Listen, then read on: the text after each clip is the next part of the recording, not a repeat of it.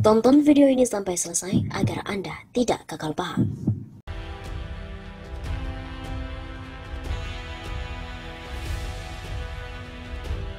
Sah, Presiden Jokowi mengembalikan oligarki ke Indonesia. Ketua YLBHI, Yayasan Lembaga Bantuan Hukum Indonesia, Asfinawati berkomentar secara singkat atas pengesahan Omnibus Law RUU Cipta Kerja oleh pemerintah dan juga DPR. Dia pun menilai Presiden Jokowi secara sah menjadi pemimpin yang mengembalikan oligarki ke Indonesia. Sah Jokowi presiden yang mengembalikan oligarki ke posisi sentral di Indonesia, kata dia saat dihubungi oleh redaksi pada hari Selasa 6 Oktober. Namun Asfinawati tidak menjawab ketika disinggung langkah hukum yang akan ditempuh YLBHI setelah disahkannya RUU Ciptaker. Dia hanya menyebut pengesahan RUU Ciptaker juga mengembalikan era otoriter. Ini juga instrumen utama kembalinya otoritarian ke Indonesia, tegas dia. Sebelumnya, Sekretaris Jenderal Konsorsium Pembaharuan Agraria Sekjen KPA, Dewi Kartika menyebut organisasinya segera mengajukan uji materi setelah disahkannya Omnibus Law RUU Ciptaker pada hari Senin 5 Oktober kemarin. Sebagai kelanjutan sikap penolakan KPA menggugat undang-undang ke Mahkamah Konstitusi. Begitu kata Dewi dalam keterangan resminya pada hari Senin 6 Oktober. Pasalnya pun, kata Dewi, muncul sistem ekonomi politik agraria dengan mendorong liberalisasi di dalam RUU Ciptaker yang disahkan.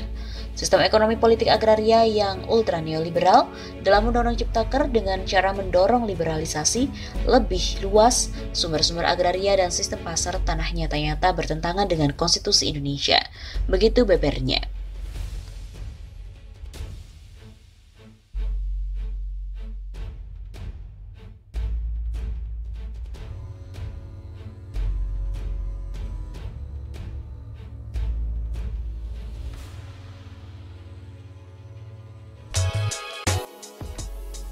Presiden Jokowi mengakui gagal pimpin negara. Sebuah narasi telah beredar bahwa Presiden Joko Widodo atau Jokowi mengaku gagal memimpin negara, di mana hal itu beredar di media sosial.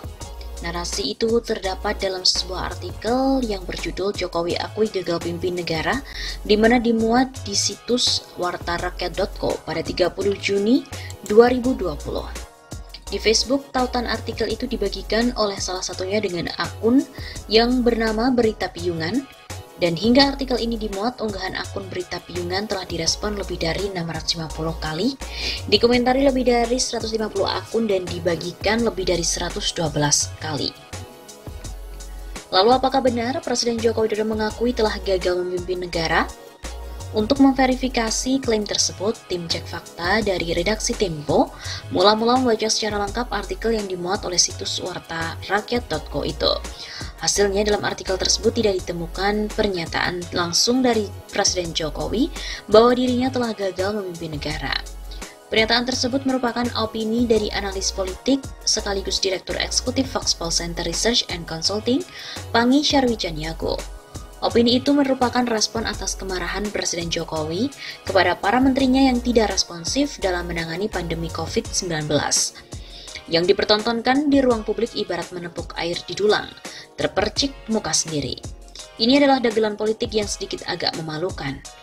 Pada saat yang sama, sebetulnya Presiden mengkonfirmasi atau membuat pengakuan atas kegagalannya dalam memimpin lewat kinerja menterinya yang tidak kompeten. Ujar Pangi pada 30 Juni.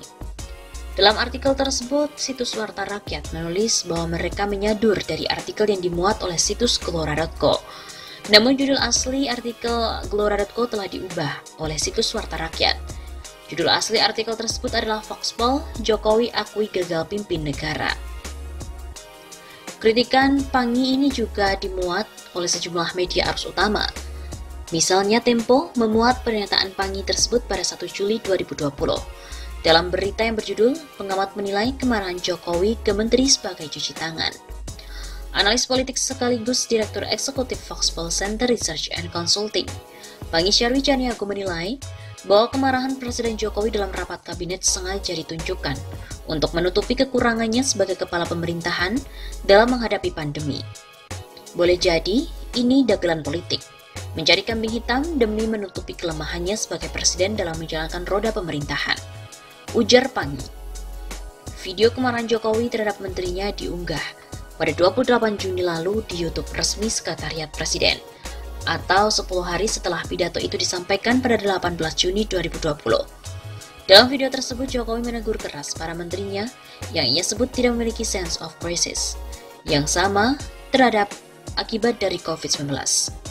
Menurut Jokowi, tidak ada progres signifikan yang dibuat oleh para menterinya dalam menanggulangi pandemi tersebut. Bahkan Jokowi juga mengancam akan membubarkan lembaga atau mereshuffle kabinet jika diperlukan. Menurut Pangi, Jokowi sengaja ingin cuci tangan dan menyalahkan para menteri yang tidak becus bekerja, bukan dirinya sebagai presiden.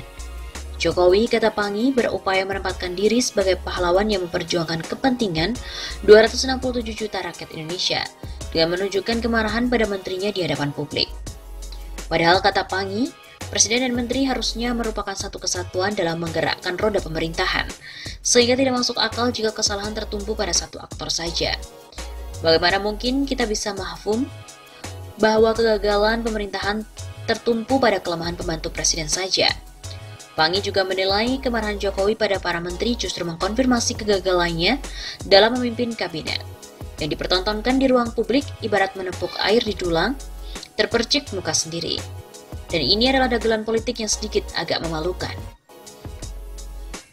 Situs Warta Rakyat bukanlah merupakan situs media kredibel, karena hanya mengambil konten dari situs media lain.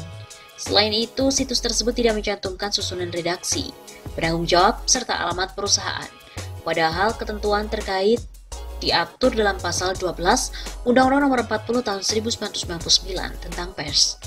Pasal 12 Undang-Undang Pers tersebut berbunyi, perusahaan pers wajib mengumumkan nama, alamat, dan penanggung jawab secara terbuka melalui media yang bersangkutan, khususnya untuk penerbitan pers ditambah nama dan alamat percetakan. Selain itu, dalam situs wartarakyat.co tidak ditemukan pedoman pemberitaan media cyber. Padahal kewajiban untuk mencantumkan pedoman pemberitaan media cyber bagi perusahaan media ini juga diatur dalam Undang-Undang Pers, khususnya dalam pasal 8. Sehingga berdasarkan pemeriksaan fakta, judul artikel dari situs wartarakyat.co, Jokowi akui gagal pimpin negara menyesatkan. Dalam artikel itu juga tidak ditemukan pernyataan langsung dari Joko Widodo bahwa dirinya gagal memimpin negara. Pernyataan tersebut merupakan opini dari analis politik Pangi Syarwicaniago. Opini itu merupakan respon atas kemarahan Jokowi kepada para menterinya yang tidak responsif dalam menangani pandemi COVID-19.